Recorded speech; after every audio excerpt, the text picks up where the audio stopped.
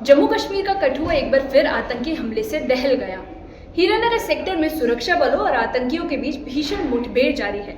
सुरक्षा बलों ने इलाके को चारों ओर से घेर लिया, तो वहीं दूसरी ओर इस हमले पर सियासत भी गर्मा गई। सत्ता पक्ष और विपक्ष में बयानबाजी तेज हो गई है। क्या है पूरा मामला, ये रिपोर्ट देखिए।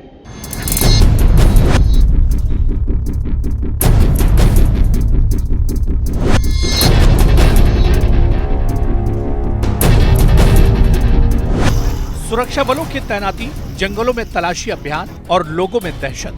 कठुआ में एक बार फिर आतंक का कहर बरपा है।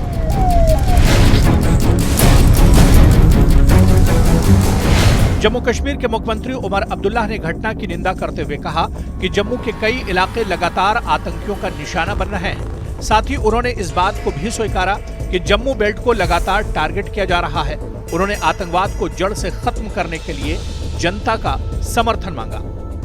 अभी इसमें कुछ कहना जो है जल्दबाजी होगी। पहले देखें अगर कोई मिल भी जाता है वहां पे या नहीं, और उसके बाद किस तरह की स्थिति बन जाती है। जम्मू के काफी बेल्ट टारगेट हो रहे हैं। ये सिर्फ कठुआ या बिलावर की बात नहीं है। बीच बीच में रजौरी पुंछ में भी इस तरह के वाकयात जो है पेश आते हैं। अब कोशिश की जा रही है, हालांकि डायरेक्टली ये हमारी जिम्मेदारी है नहीं, लेकिन मैं बार बार कहता हूं कि बिना लोगों को साथ लिए हुए मिलिटेंसी का खात्मा जम्मू कश्मीर में मुमकिन नहीं होगा। राजनीतिक बयानों के बीच आतंकवाद से निपटने के लिए ठोस नीति पर फिर से बहस छिड़ गई है। नेशनल कॉन्फ्रेंस के नेता मजीद लारबी ने बातचीत को ही समाधान बताया।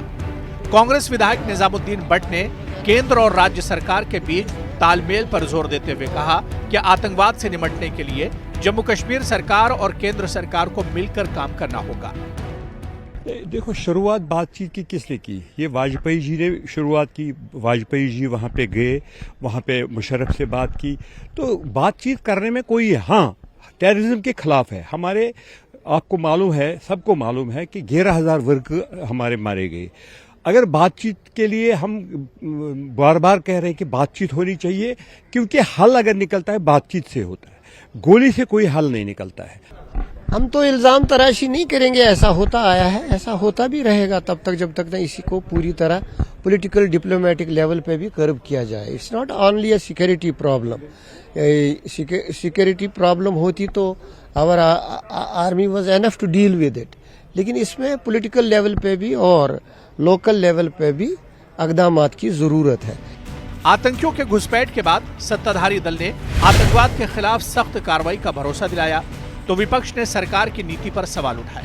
नेता प्रतिपक्ष सुनील शर्मा ने सरकार पर दोहरी नीति अपनाने का आरोप लगाया। उन्होंने कहा कि जहां एक तरफ पाकिस्तान से बातचीत की वकालत की जाती है, वहीं दूसरी तरफ आतंकियों से बचने के लिए सुरक्षा कवच मांगा जाता है।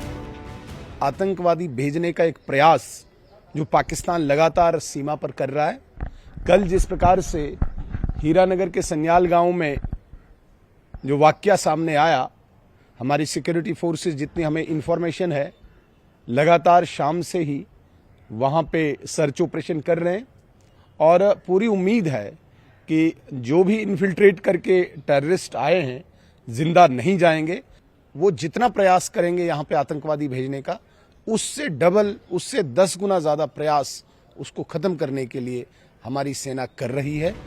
आतंकियों की घुसपैठ और हमले के बाद सरकार और विपक्ष अपना अपना तर्क दे रहे हैं, लेकिन सबसे अहम सवाल यह है कि क्या सरकार आतंक के इस जाल को तोड़ने के लिए कोई कदम उठा रही है? न्यूज़ 18 के लिए कठुआ से राजन वैद की रिपोर्ट।